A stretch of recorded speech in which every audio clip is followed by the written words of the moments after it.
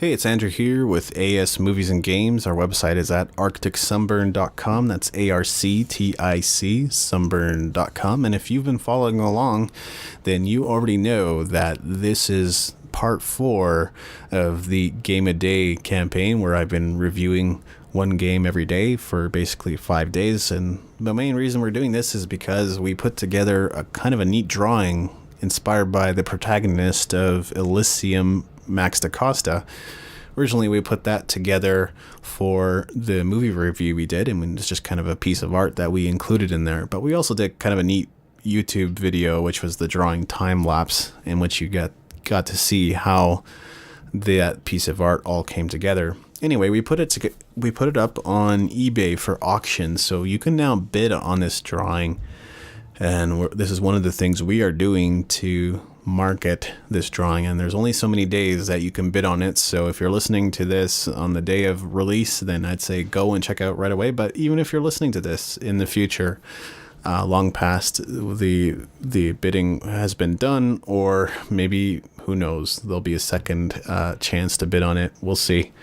But you're still welcome to listen in. Thanks for tuning in.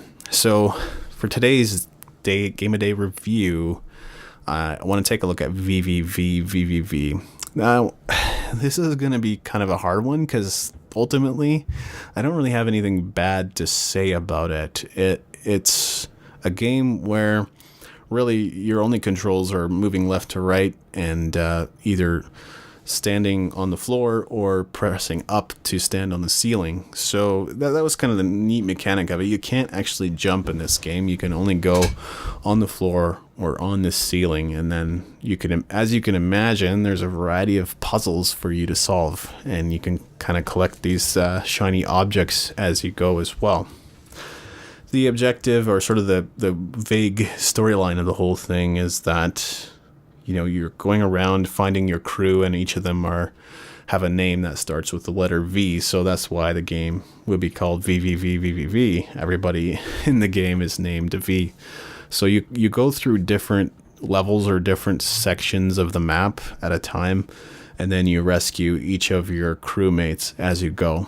And that's more or less the mission of the whole game. But as you can imagine, there's always there's collecting the extras and unlocking different parts of the map and things like that can still go on long after you've completed the storyline. So it's got a few hours worth of gameplay, and maybe more if you're really struggling and having trouble with it. And some of the puzzles are pretty hard, but none of them are impossible, really. You play through it and you go, man, that was tricky, but I was able to do it. And that's usually the way it turns out with that. So that's kind of your game mechanic and your mission of the whole thing. Now, the graphics and the soundtrack and sort of the look and feel of the whole game is sort of classic. It's kind of got that 8-bit sort of feel to it.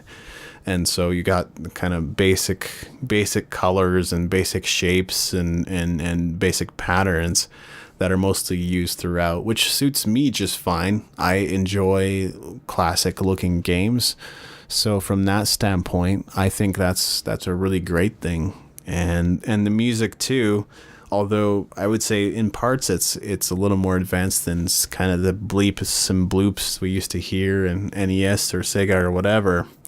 And sort of has almost like full-on dance tracks, but that are kind of 8-bit style dance tracks, and that's kind of a trending thing. I've definitely heard it elsewhere too, but I think it obviously suits the game pretty well, and I like the fact that everything in the game is sort of nostalgic that way.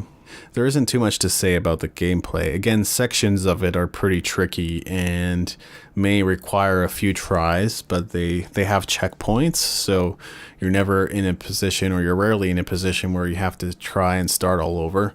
In some cases, if you're collecting the shiny objects or whatever they were, then you may have to go back and start over and things like that. But for the most part, if you're just trying to you find all of your companions, your ship companions, then you'll probably have a much easier time.